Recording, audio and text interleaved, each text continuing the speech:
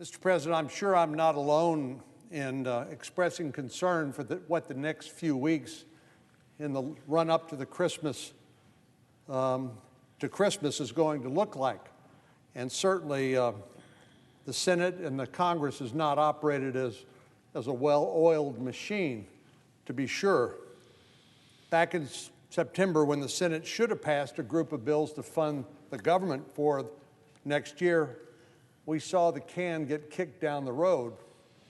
Last month, when our Democratic colleagues, the majority, had ample time and a clear roadmap to raise the debt ceiling, they punted and really depended on 11 of us on this side of the aisle to avoid a threat to the full faith and credit of the United States. And despite a strong push from both the chairman, the distinguished presiding officer, the chairman of the Armed Services Committee and ranking member, the majority leader has so far refused to bring up the National Defense Authorization Act, even though it's been ready for months. And I'm hoping that that will change this week. I'm advised that it will change and it will be taken up. These are not necessarily lofty goals we're talking about. We're talking about the bare minimum when it comes to doing the work of the nation. Funding the government, paying our bills, strengthening our military, but none of these basic responsibilities have been accomplished yet. These delays weren't of necessity. After all, the Senate hasn't been debating and voting on important legislation, just a series of nominations and dead-on-arrival messaging bills. With such a long year-end to-do list, our colleagues on the other side of the aisle who control the agenda don't have a lot of time. The Senate's only scheduled to be in session for 2 weeks before government funding expires. And there's just another additional week of scheduled legislating before the end of the year. You would think that would mean it's time to buckle up and start checking off these high-priority items, but our Democratic colleagues believe they have an even more important job. Forget the millions of government employees who would be left without a paycheck before the holidays, or the economic crisis that would cripple our country if we defaulted on our debts, or the service members and their families who deserve a pay raise. Our Democratic colleagues, the majority, are devoting all their time and agenda to a spending spree and the largest tax increase in American history, which apparently is the top agenda on the House's top item on the House agenda this week. The size and scope of this bill has changed a lot over the last several months. The chairman of the Budget Committee, the senator from Vermont, initially floated a $6 trillion spending spree and tax rate increase. It was later ostensibly pared back to $3.5 trillion. And now our colleagues claim it will cost a mere $1.75 trillion. Hardly a bargain, and certainly hardly for sure when it comes to the amount of spending and taxing. But because until the bill is finally finalized and the Congressional Budget Office has time to score it, we don't know exactly how much this beast of a bill will actually cost. But the budget experts at the University of Pennsylvania's Wharton School of Business say that the Democratic proposal has been dramatically understated in terms of its cost and its scope. Indeed, the folks at the Wharton School say the ultimate cost of this bill is really somewhere on the order of $4 trillion, more than double the amount that the advocates for this bill have stated. The Committee for Responsible Federal Budget concurs. They estimate the true cost of the bill would double to almost $5 trillion over 10 years because of arbitrary sunsets and expirations and other gamesmanship when it comes to this expensive government proposal. That's a whole lot more than the president's promise of $0 in cost. The president continues to insist that this bill costs nothing, but the American people are not deceived They understand when you talk about a $1.75 trillion or $4 trillion that somebody somewhere is going to have to pay for it, hence the largest tax increase in American history. And then there's the so-called temporary nature of some of these government programs. This is all designed to mislead the public and Congress into thinking these bills are cheaper than they actually are. As President Reagan famously said, nothing lasts longer than a temporary government program. Despite the lofty promises that have been made, millionaires and billionaires won't be the only ones footing the bill for this spending spree. In fact, one of the last-minute provisions would actually give the ultra-wealthy a tax cut, and that's from our Democratic colleagues. One of the latest additions to the bill allows blue state millionaires and billionaires to pay less in federal taxes. A former economic advisor to President Obama and current Harvard professor described this provision as even worse than he had feared. Under this tax break for millionaires and billionaires, nearly two-thirds of those making more than $1 million would get a tax cut. So we're not just talking about a few bucks. The wealthiest Americans would save an average of $16,800 next year alone. The party that talks about the need to tax the rich is actually plotting a massive tax cut for the rich. While this bill will help the wealthiest Americans pay less in federal taxes, it will ensure the middle class actually ends up paying more.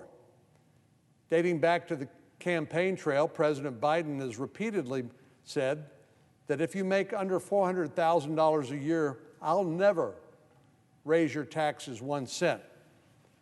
His Treasury Secretary has made the same pledge, and the White House Press Secretary has restated this commitment again and again and again. Well, I understand why the White House is so concerned about this huge tax increase, but the more we learn about this bill, the clearer it becomes that the middle class will be required to help foot the bill for this spending bonanza. The nonpartisan Joint Committee on Taxation found that significant numbers of families will see their taxes increased under the plan. In 2027, well over half of taxpayers earning between $75,000 and $100,000 will be paying more in taxes under this proposal. That's a violation of President Biden's promise that families earning less than $400,000 will not pay a single penny more in taxes. You just can't reconcile those two positions. And that's only the beginning of the mounting costs this bill creates for hardworking American families and my constituents in Texas. The so-called free child care in this bill will end up costing many families a lot of money. A left-leaning think tank found that middle-class families could pay up to $13,000 more a year for child care. That's not a price increase on the top 1%. That's for people who earn more than their state's median income, which in Texas is just under $62,000.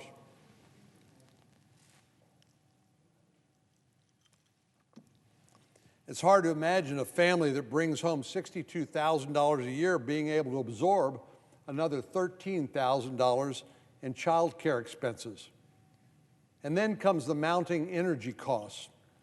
We all know when we go fill up the tank of our vehicles, that gas prices are up more than 60% from 1 year ago. And this year, energy bills are expected to soar by as much as 54%. Our Democratic colleagues, by pushing so much money out the door, chasing so many limited goods and services, they're pushing for policies that will actually exacerbate inflation and make these prices climb even higher.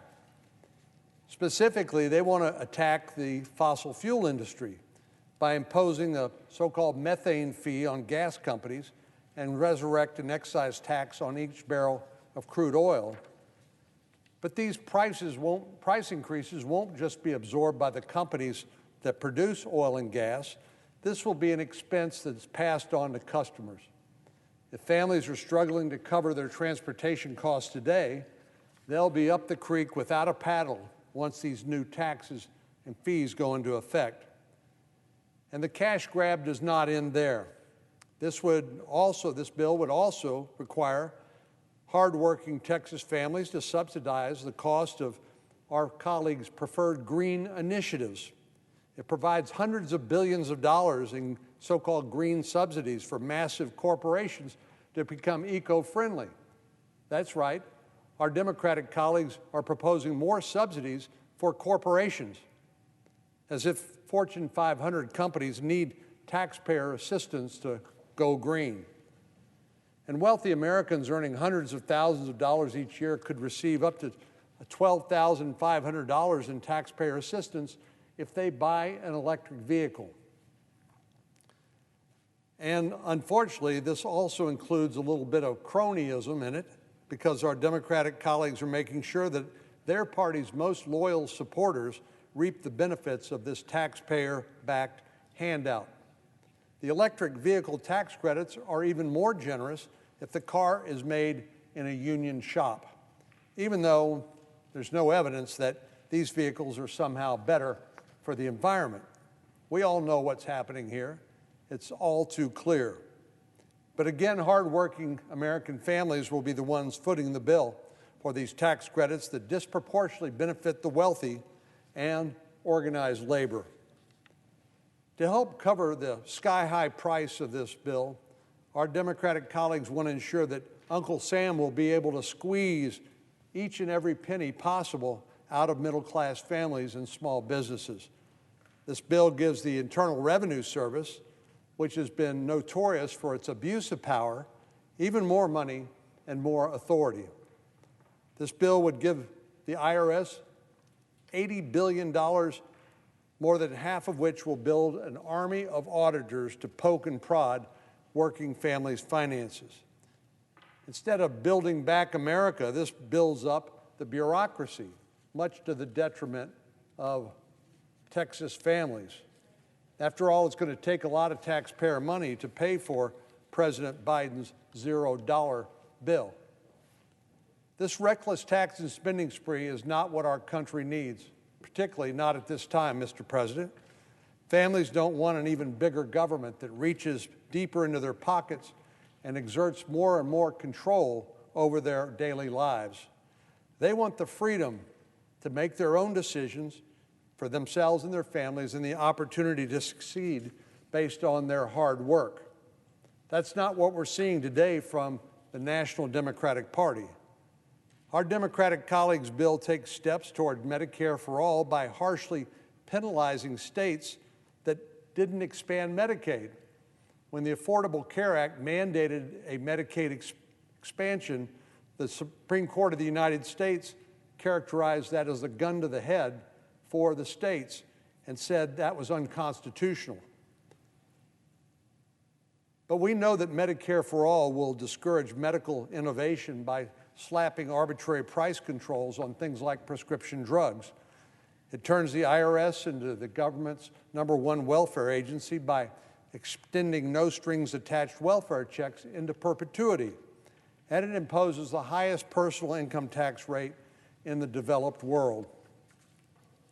It gives Washington bureaucrats unprecedented power to punish states that fail to meet arbitrary climate mandates.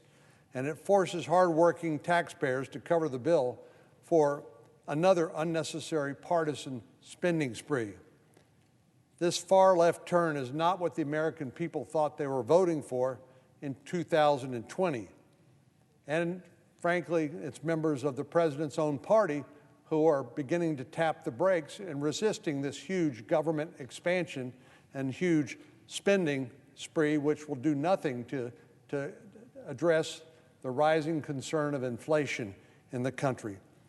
So we're simply not going to join our colleagues in voting for this reckless tax and spending spree, and we'll continue to do everything we can to expose the components of this bill, because frankly, I think the more the American people learn about what is in the bill, the less likely they will be to support it. Mr. President, I yield the floor, and I'd note the absence of a quorum. Clerk will call the roll, please. Ms. Baldwin.